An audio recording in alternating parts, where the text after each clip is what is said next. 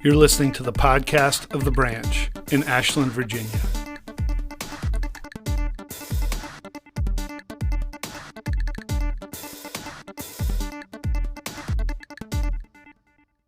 How do we move forward and follow when we can't always see the next steps? That's the way of the life of faith. We don't always see what's coming next, but we know the one who sees and knows. We know that God keeps his promises. Abraham and Sarah were made promises by God, but they had to step out in faith, trusting that God would keep his promises. Even though they followed in faith, they didn't see all those promises come to reality. Today we look at Abraham and Sarah and the faith that they showed even when they couldn't see. They remained faithful to God, and he remained faithful to them in keeping his promises. The last trip that I took before COVID hit was with a group of friends that I met in seminary. We were all went to seminary out in the Twin Cities in St. Paul, Minnesota, and one of my friends was turning 40, and his wife had rented an Airbnb for us, and we all converged upon Des Moines, Iowa, because that's the only reason you'd go to Des Moines, Iowa, I guess. But we all converged on this Airbnb, and we found out once we got there that it was all a surprise to him. His wife hadn't told him what was happening. She just told him to go somewhere. And the crazy part to me was that she didn't even tell him exactly where he was going when he left the house. She kind of gave him instructions up to this point, and then once he got to that point, he was supposed to pull off and call her again, and she was going to give him the rest of the instructions. Now, when he got there, this is a little house that we're staying in, and he had no idea what was going to happen when he walked into this little house. No clue who it was who was waiting for him in there. I mean, if we were on some kind of like special, he'd probably be afraid that he wouldn't last very long. But he came in, and I recorded it, and we had a great time. And then of course a week or so later, everything changed in our world. But I've thought about that weekend so often because, first of all, I'm a recovering control freak, so I'm thinking to myself, I love my wife, I trust my wife, but I do not know that I would do what he did and say, like, oh yeah, just tell me, like, to go this far and then give me more instructions. I mean, I want to know, like, where am I going, who am I meeting, what am I doing, all this stuff. But he did what she told him to do. Smart husband right there. And we had a great time. But I think about that weekend often in terms of faith too, that God calls us into these places, and he doesn't give us the full picture. He doesn't give us all the instructions, and we've got to follow up to a point knowing only a certain amount, and then just trust that he has our best interest in mind. Faith isn't about seeing. It means moving and walking without seeing. That's the nature of faith. And so as we've been talking about faith over the last couple weeks, we've been looking at Hebrews 11, where it's the hall of faith, so to speak, where we see all these like fathers and mothers of the faith who have gone before us and who have shown us the way of what it means to really step out in faith and to step out into the unknown before they fully know what they're entering into. And so the question that we ask ourselves today is how do we keep walking and stepping even when it's unknown, even when we're stepping into the uncertainty of what's in front of us? What happens when we can only see a few feet in front of us? And how is God calling us out of these comfort zones that we create for ourselves into that place of faith? If you have a Bible, you can turn to Hebrews chapter 11 as we continue on, starting in verse 8.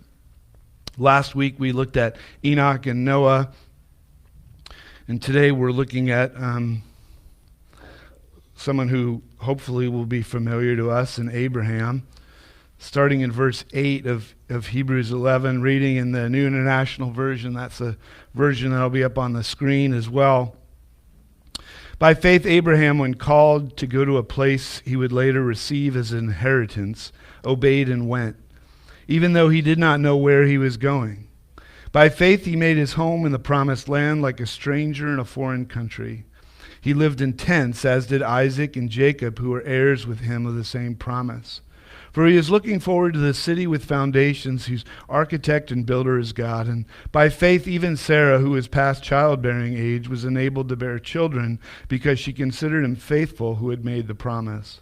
And so from this one man, and he as good as dead, came descendants as numerous as the stars in the sky and as countless as the sand on the seashore.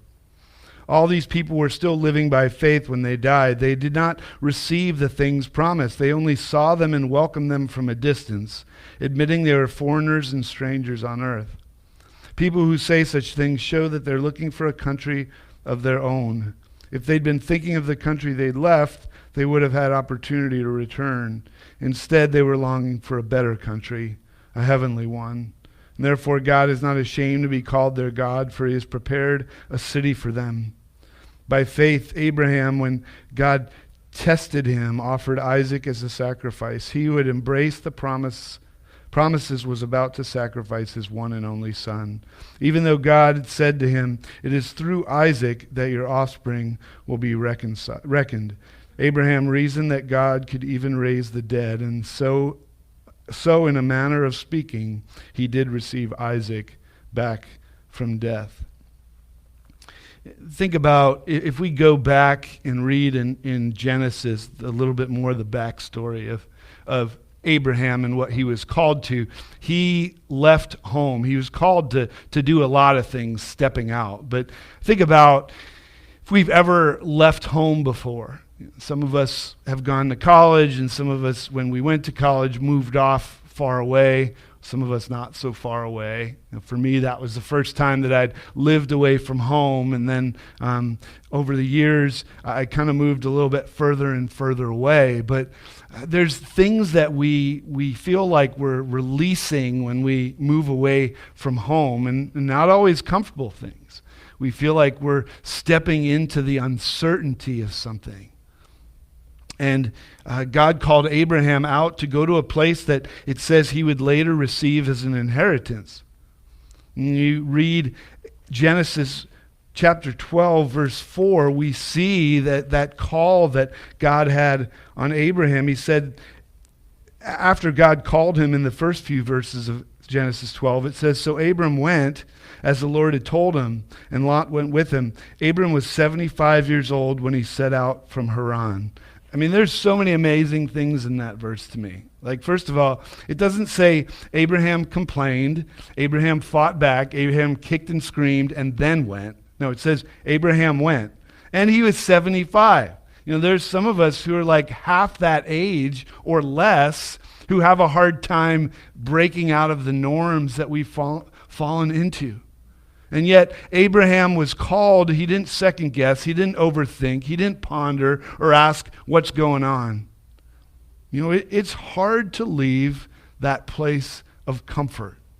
Back in 2004, I was working as an engineer. My wife was working in our church, and we felt like God was calling us away and me into a different career. I became a pastor, and we didn't just like stay where we were and start something new there. We moved 12 hours away from our family, and it was unfamiliar. It was scary. Even some of our family was asking us, you know, "Are you sure you're doing the right thing?" And I'm thinking, man, the one place that you go when you're uncertain is your family. And even when they're saying, "Hey, we're not so sure this is a good idea," then what do you do? And you struggle with that faith and where's God calling me to? That uncertain place. And the author of Hebrews here in verse 9 says that Abram was a stranger in a foreign country. That even though Abraham was called away from his home, was called out of the familiar, He went to a new place and he made it his home. And you know, that's one of the things about those of us who are followers of Christ that's really difficult, because we want to be comfortable in the place where God calls us, but we also have to acknowledge that this isn't our forever home, that we should have somewhat of a discomfort there. And there's always that tension there between getting super comfortable in a place and then also realizing that, like, this isn't where we belong. This isn't the place for us forever. And Abraham, again, I scratch my head as somebody who's recovering from being such a control freak in the fact that Abraham was called by God to leave all this behind, and he followed. He just did it. He didn't question God. We long for a better country, a heavenly one, and we struggle with that push and pull. You know, the story of Abraham and his faith, it goes beyond just leaving his home and making a foreign country his home. God's promise was that he would make him a people with a place. The problem was that he and his wife were old and well past childbearing years. I mean, it's funny because you read Hebrews 11 and I'm like, it's a phrase, but they called Abraham as good as dead. I don't know if you caught that. And I'm thinking, man, that's cold. They're calling him as good as dead. But God called him in the most uncertain and unexpected time in his life. I mean, he was 75 years old in Genesis 12 when God called him. But then if you follow that out, he left his home. He went where God told him to go. And it wasn't until he was 100 years old, so 25 years of following in the uncertainty of God, and then part of that promise comes to fruition. You know, I mean, some of us don't like to wait 25 minutes, right? Like Abraham is waiting 25 years to finally start seeing some of these things happen. And I'm thinking to myself, you know, it's funny because if you look at history, once upon a time, maybe some of our parents or our grandparents, they had children when they were like in their late teens or even early 20s. And then as people started having careers and doing things, the 30s became, you know, the trendy time to have kids. And now, I mean, Carrie and I have friends who have had kids in their 40s too. And so it's like, okay, well, you think about like, okay, well, and then, you know, if you're a woman in your 40s and you go to the doctor, all of a sudden they tell you, you know, it's an at-risk pregnancy, and you're like, what are you trying to say to me? And you think, like, if you're in your 40s and they're telling you that, what happens when you're Sarah and you're in your 90s and you're having a baby? You know, forget about all the practical things of it, right? But the physical things of it as well. And yet when we look through the eyes of faith versus looking through our own physical eyes, things look completely different. And God called Abraham out of where he was. He called him to do something unexpected, something that he would never have imagined in all of his years. And then it says in the passage about Sarah, that even Sarah had faith. And what did Sarah have faith in? She didn't have faith in her body. I mean, she knew that, like, okay, she laughed when God said, hey, this is what's going to happen. You're going to be really old, like past dead old, and you're going to have a baby. And she's like, yeah, right. But, you see, Sarah wasn't trusting in her body. And Sarah wasn't trusting in Abraham's body either. She was trusting in the one who had made the promise. She had faith in the maker of the promise. And you know, a promise is only as good as the one who makes it. And so Sarah wasn't saying, okay, well, all that I know about me, all that I know about my husband, I'm not going to have faith in that. She had to say, okay, beyond all the impossibilities that I see in front of me, I need to see the one who's making this promise. And then I have to ask myself, have I seen him make these promises and come up short in the past? Or have I seen him make promises and follow through with those promises? Here we are today, the first Sunday of Advent, the season of preparation, the season of waiting as we celebrate at Christmas the coming of Jesus Christ. And as we move towards that, we're moving towards the celebration of the promised one, the one who would fulfill every promise that God had made to his people. Those promises weren't made because of who God's people were. God didn't do what he did with Abraham and Sarah because they deserved it. He didn't do it because, hey, they looked good or they were the model citizens. He did it because he's a gracious God. And God did what he did through grace and love in the lives of Abraham and Sarah.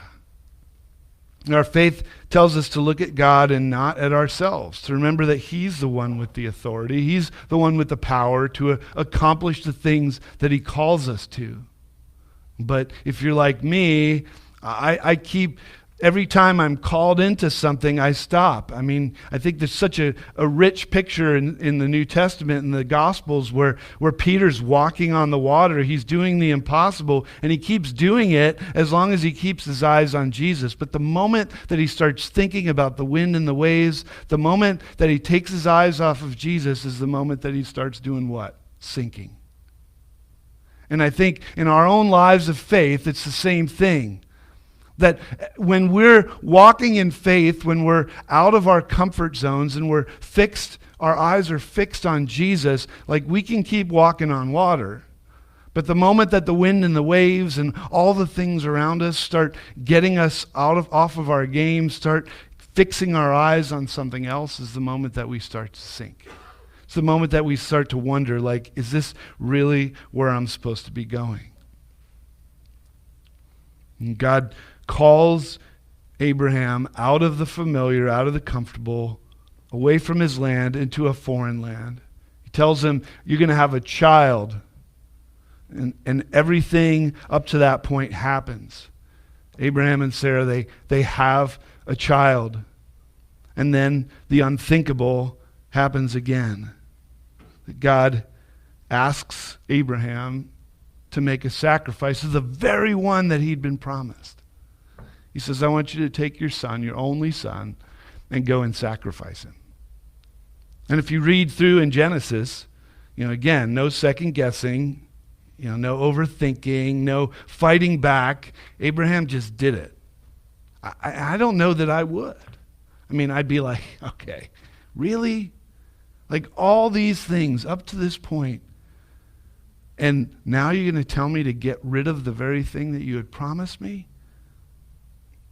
How is it that God performs a miracle through Grandpa Abraham and Grandma Sarah and then calls them to give up the very thing that he had promised to them? When I get something that I've been waiting for, it's cherished, and I'm going to hold on to it. I don't know about you, but that's how I operate, in that place where I'm like, man, I've been looking forward to this forever, and now here it is, it's mine. And God says, oh, hey, I want to take it away from you. That's not a child. This is a child we're talking about here. And faith calls us into the unknown, to step out when we can't see. But it also calls us into the place of sacrifice, showing our willingness to give something up for the sake of walking with God and following him obediently, like we've been talking about through this series. It's not something easy. But that's the call of discipleship. Anyone who tells you that the life of faith is a cakewalk is trying to sell you something that is not in here. Anyone who tells you that the life of faith means that, everything works out really well, and it ends like a nice 30-minute sitcom where everything's tied in a nice bow, they're wrong. We don't see it in Scripture. We don't see that happening to people. We can't forget when we're called into these places of sacrifice that we were bought with a price.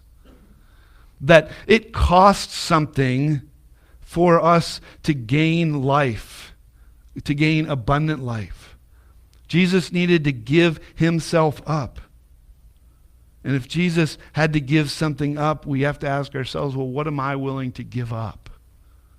Not because that's what because if we do that, then all of a sudden salvation is given to us or new life is given to us. We do that because salvation and new life have been given to us. I said it a few weeks ago, and I think it bears repeating when we talk about faith, that we need to give until it hurts. And if we're giving to the point of comfort, to the point of saying, oh yeah, I can do this, I think oftentimes God will turn us around and say, you know what, you're giving to the point of comfort and your own strength. And you can do that comfortably, but I want to call you past that level of comfort. And if we've ever been there before, then I think we can relate to what this means, that we're brought to that point where it's like, I'm just comfortable enough. Like, what's going to push me over the edge here?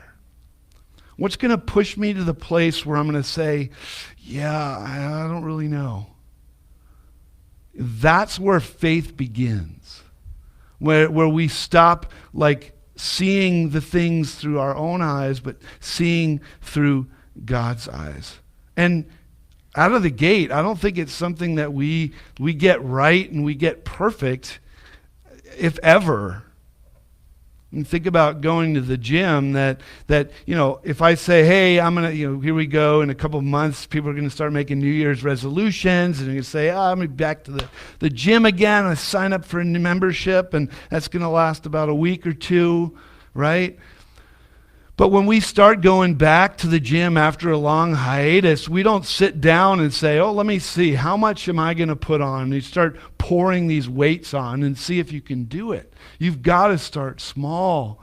You've got to start in this place where you say, okay, I'm going to build this up, because our muscles are broken down in that. And faith is a muscle that we have to exercise for it to get stronger. Faith is a muscle that we don't come right out of the gate and we're like a heavy lifter. Like some of us, it may take time, because God's not calling us to have the faith of somebody else. God's calling us to have the faith that he's giving us. And he's not going to call us to be somebody else, to be Abraham or Sarah or Noah or Enoch or any of these others that we've looked at. Muscles only grow when they're put under strain and discomfort. If you aren't feeling the burn, you're probably not working your muscles hard enough. And if you don't feel the burn, you probably aren't stepping out in faith enough. And like I said, it's not comfortable. The last thing about Abraham and Sarah and this walking and following without seeing that I want to mention is this. In verse 13, the author says Abraham and Sarah and the others, they didn't receive what they were promised. Abraham, when he left his land, when he left his people, he didn't go and say, oh, I can just go and read all the promises of God in my Bible. I'm going to pull it out, right, and read all these things. No, he didn't have that. Like he didn't say, hey, I'm going to go because I know that Jesus is giving me life. No, he couldn't see Jesus from where he was. Abraham just went and stepped out. He didn't have the benefit of all those things. He couldn't see. Yeah, God said, hey, look at the stars. And if you could count the stars, if you could count the sand on the seashore, then you would know that that's what your descendants are going to look like. But that's all they were to him, was a vision of something in the future. He couldn't see past that. And that's what faith is. It calls us to that place where we have to step out. It says they saw it from far away in the distance. Honestly, this is in the life of faith, one of the most difficult things for me to grapple with. To come to that place where I say, okay, I'm going to follow the promises of God even if I don't see them come to fruition. I am so results-oriented in how I do things and the decisions I make, even in the sacrifices that I'm willing to make. And I do not like to step out, to make a sacrifice, and then not to see some kind of results in that. If I'm going to step out, I want to see why I did that. Like, hey, God, make this worth my while. I mean, I've probably prayed that prayer before, where I say, if I'm going to do this, then I want you to do this for me, God.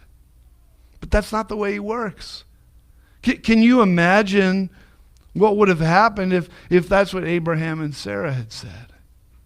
If they had said, you know what, God, like, give us a son, but, we want you to do this and this and this, and we want this all lined up. I think if they had said that, God would have looked at them and said, guess what? That's not faith. Because you can see it all.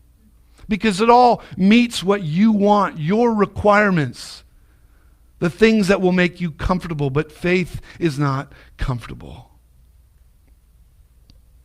It's a hard place for me to come to say it's not my job or responsibility to have results and to see everything. SMART goals have killed us in the church because there ain't no SMART goals in faith. And it's a really hard thing to say, hey, okay, I want things measurable and I want things attainable. I want all those things. And timely. Look at, again, this story here. Ain't nothing timely about having a kid when you're 100 years old. And yet God's not saying, are you waiting? You're going to see the results. He's saying, are you being obedient with what I've called you to? God called Abraham to leave his country, his place, his people, the familiar. And he did it. God called him to trust. And hey, again, one of the things I'm going to keep pointing out through this series is like some of these guys blew it. They're in the Hall of Fame right here, but some of them still messed up. I mean, look what Abraham did. Like, he's like, okay, let me calculate this out. My body, my wife's body, this ain't going to happen. All right, my wife's going to give me her servant. Yeah, sure, I'll sleep with her. Yeah. Like, what guy's going to say no to that in some ways, right? And that's what happens. And yet, even in that, God was still in control.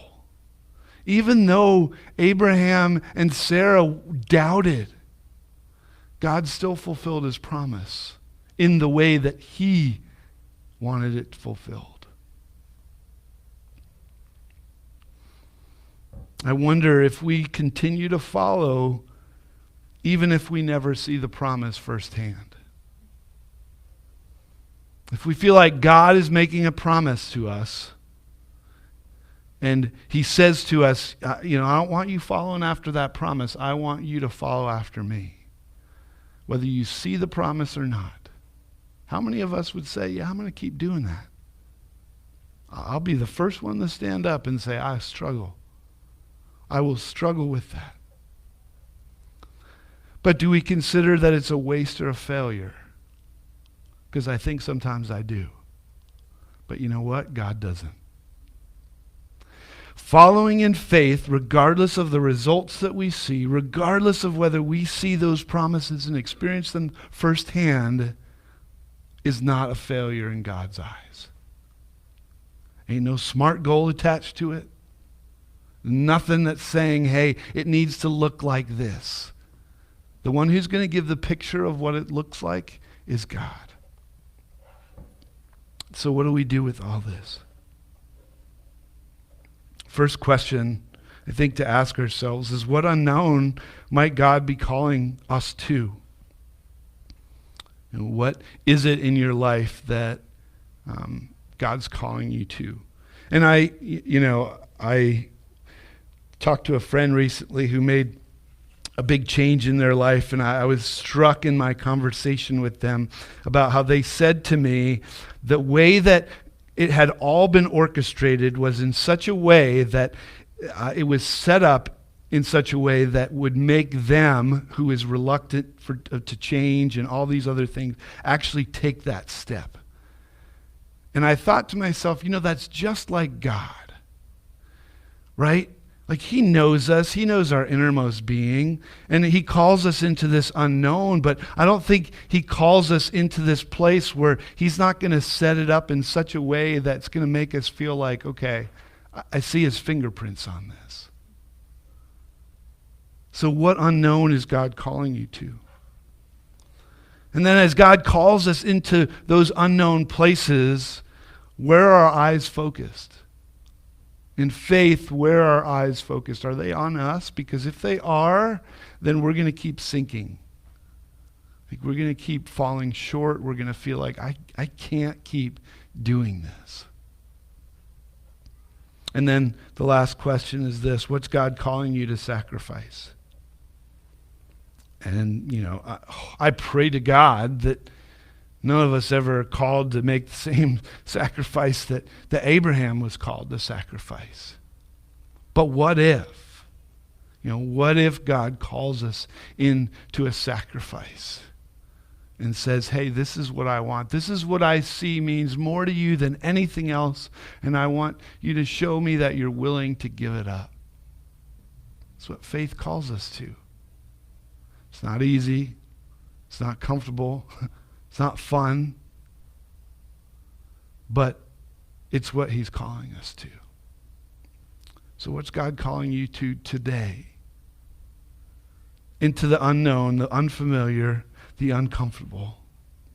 And as we continue on towards Christmas and thinking about this promise fulfilled, this is one of my favorite times of year to think about that day. I hope that I never come to a day where I wake up on Christmas morning just kind of like, yeah, meh. I hope that I always wake up with that joy, with that expectation, not because I'm going to see someone open a present I gave them or whatever, but because the greatest gift, the greatest fulfillment of a promise comes to us in the form of Jesus Christ on Christmas. And if that doesn't get us up in the morning to say, wow, like I get to be part of this. And this is my faith promise fulfilled. And maybe we just need that shot in the arm from each other. Like I can't do it all the time. I need other people who are going to say, hey, remember?